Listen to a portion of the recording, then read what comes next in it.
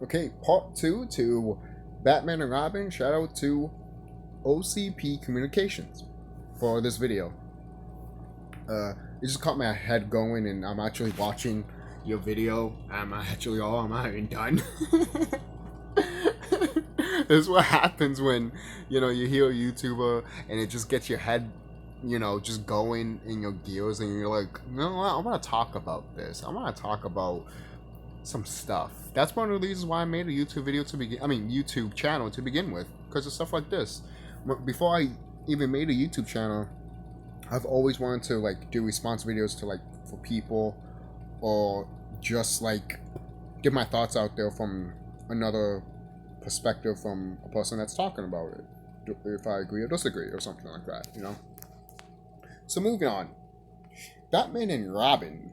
So Arnold Schwarzenegger, again, not a bad casting choice. Again, the whole cast is not bad. The whole casting choice wasn't bad. It's just that the execution was outright shit. It was shit. And what you did to Bane was the biggest smack in my face as a kid. This is the guy. If you watched the animated series as a child, which I did too, this guy broke Bruce's back, and yet you treat him like a fucking fool. You treat him like a fucking idiot. You have him as a henchman for Poison Ivy? Are you high? And not that good type of high. Okay? Not that weed shit. Oh, shrooms. You wanna... That's some shit is wrong with you. Right? You know what I would have done? I would have had... This is the story I would... And there's a little story there with, Alfred getting sick. And, Mr. Freeze has, the cure and shit like that. Which, that right there should have been in the movie. Just right there. That's it. That should have been the movie. Then the next movie should have been Ivy. Then the next movie should have been Bane. But you put them all together because you didn't want to make 3 movies.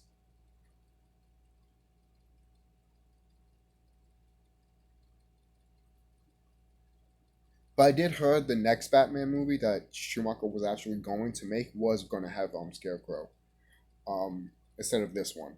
So if I fucked up there, I'm sorry. So I'm just remembering from what I've been researching over the years with Batman and the other movies like Batman and Robin, Batman Forever, and all the other Batman movies.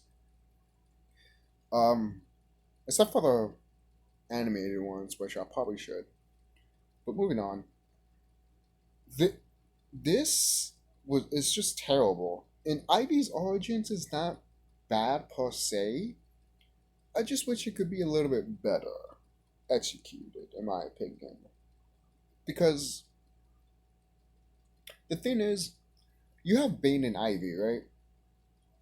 And you don't make them fight each other. How epic it would have been. How epic it would have been if you had a big giant flower monster and Ivy's on it, basically, kind of like in a Little Shop of Horrors type thing, but Ivy's on it, and she in the plant opens its mouth and Ivy's in it, and Bane is trying to fight her and shit like that. That shit sounds badass. Yes, it'd probably be a separate movie, but at least we saw it. How many DC villains do we see fight each other? For crying out loud. When I saw Deadshot and the Joker fight in that animated movie, Assault on Arkham, that shit was badass. That shit was badass. I love that. For crying out loud, the Joker even said, "You know what? For a person that's not Batman, you've been a pain in my ass." And that was a great line. That was a fucking good line. And Deadshot got some, Harley Quinn pussy. Yo, man, that movie. And some people might not like that movie because Harley Quinn rips a woman's ear out. Getting sidetracked, but I'm like, come on, that's Harley Quinn. She's dating the Joker. No shit, she would do something like that. Fuck you. Seriously, come on, really? That I did not like. Grace, I'm looking at you, Grace. Yeah, Grace from Beyond the trailer. Yeah, come on, really? It's funny too because now everyone's seeing through her bullshit, and I'm just like, that's funny because before everyone started seeing through her bullshit, I started seeing through her bullshit. It's funny how things work like that. But I don't hate on anything. It's just that I was just like, really, woman? Is there an agenda? Are you trying to pull something here? I don't know. Unsubscribe. I'm done. Um, if you get exposed, then you will get exposed. But hey, she did. But moving on. If the thing is, everything that you see in this movie as a set looks like you can see in something in Universal Studios. I'm sorry, and that's not good. That's not good at all. And the thing is, too, what is it? OCP Communications even said this in the beginning of his video. They told you, they told George Schumacher to, hey, make this movie more marketable for like to make toys and shit. And I'm just like, that's stupid. And even Nostalgia Critic even pointed out in his review. They're like, oh, they did all of this colorful shit because they just wanted to sell toys. Yeah, Batman's fucking the Batmobile looks like a fucking toy. And if you saw the concept art, the original concept art of what the Batmobile was going to look like, it looked like it was going to look like like some type of spider. Like the Batmobile had like fangs or something like that. Which I'm just like, I get they were probably going with the bat ears, but this is a car. Even the '60s Batmobile didn't look that stupid, and I like the '60s Batmobile. You know, it kind of, kind of fucks up a little bit because it doesn't have this has the same color as the Adam West Batman. It's all red and everything, which I wish Adam West Batman did wear red with the same color as the Batmobile, because I think that suit would look good on him. Red and black. Just saying, red and black looks good on Batman. Not to say black and very, very dark gray doesn't work with Batman, but getting sidetracked. And the thing is, there were shots in this movie that were showing bat cracks, Robin cracks, and shots of dick shots of Batman and Robin and nipple shots. Batman nipples, man, same old. This is the movie that has the Bat credit card. The Bat credit card. Yo, when I saw that as a kid, I was in shock. I'm like, what the fuck? I was so in shock that Batman had a Bat credit card. I know people have talked about it before, they made rants and talked about, but it needs to be said. Are you serious? I won't be surprised if George Schumacher saw that and he was like, this is bad. I'm gonna get fucked here. And the fact that he apologized and no one else did it is fucked up. It is, it's fucked up. He doesn't deserve all the blame. Other people that made the movie with him deserve the blame. But he doesn't deserve the 100% of the blame because the studio wanted it to be like that. It's the studio's fault. Most people are like, oh, he could have backed out, but going back to what old CP said, would you, if you were making Hollywood movies and you were making this, would you say no? Especially if you're not going to get no more work after this, if you know that. So yes, he was in between a hawk and a rock and a hard place. Because if you said no, you miss opportunity to make a Batman movie, but a miss opportunity of, if the company wanted this and you said no, then the company is like, well, then you're just not going to get hired here again. We have someone else that would do it. And look, yes, the company will probably do that, Warner Brothers, but at the same time, they got George Schumacher for a reason. They got him for a reason to make this movie, to direct it. Maybe not to write it, which was a mistake. You should have got him to do both, in my opinion. And if he did wrote the script, he probably should have made another draft or something. And that's fine. Maybe the first draft was not the best, or the second, or the third. You just make sure you keep going until it's final. You know how many movies that have had so many drafts before the final draft? It is. I can't remember a movie right now that had so many drafts, but I know there's one movie out there that had like at least 10 or 20 drafts before the final cut. And I'm just like, fuck. Friday vs. Jason is probably a good example. How many drafts did we had to get that for that movie before the final product? You know?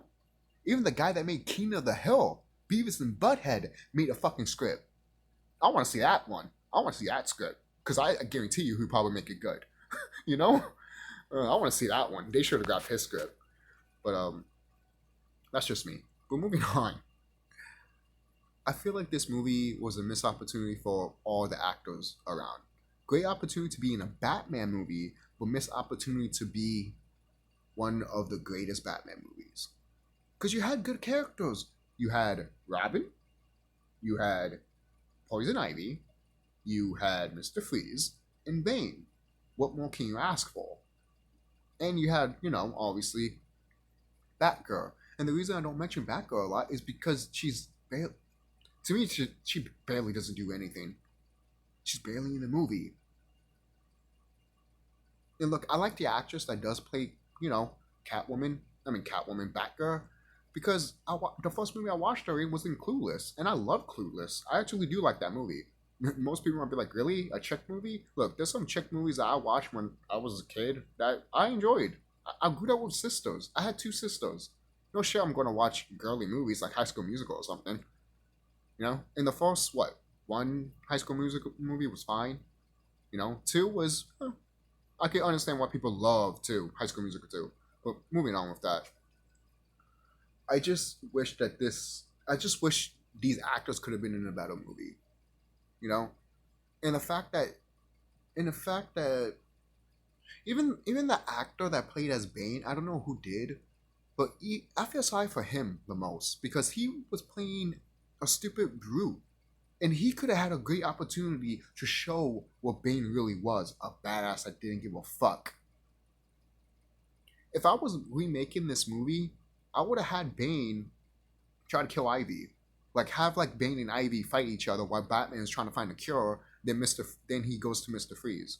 Kind of like in those old school Batman episodes that you see in the animated series. Batman just goes back and forth to each villain. I love that shit. They did it in The Dark Knight, and I didn't mind it. I just wish they ended with the Joker instead of Harvey Dent, because Joker was more of a highlight than Harvey Dent. Not to say I didn't hate Harvey Dent. I understand why they had him at the end, but I'd rather have Joker at the end than Harvey Dent. But the whole thing with Joker making Harvey Dent into his side and shit like that is perfect. I love it. I can see why they did it. I don't hate it, but I just wish they did this. That's it. But yeah, that's I think that's really it.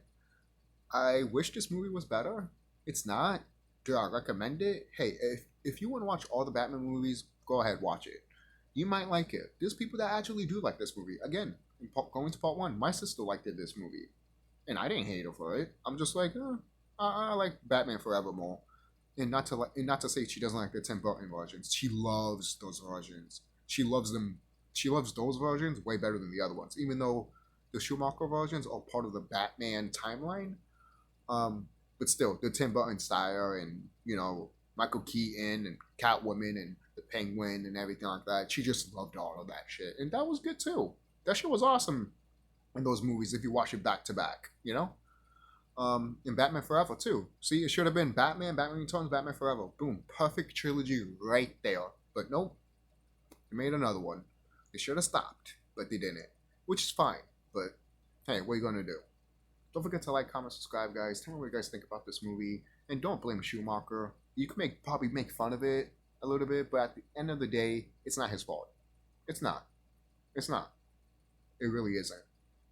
He apologized so much, guys. I think we can stop torturing him for no reason and look at his other better movies. Remember, right?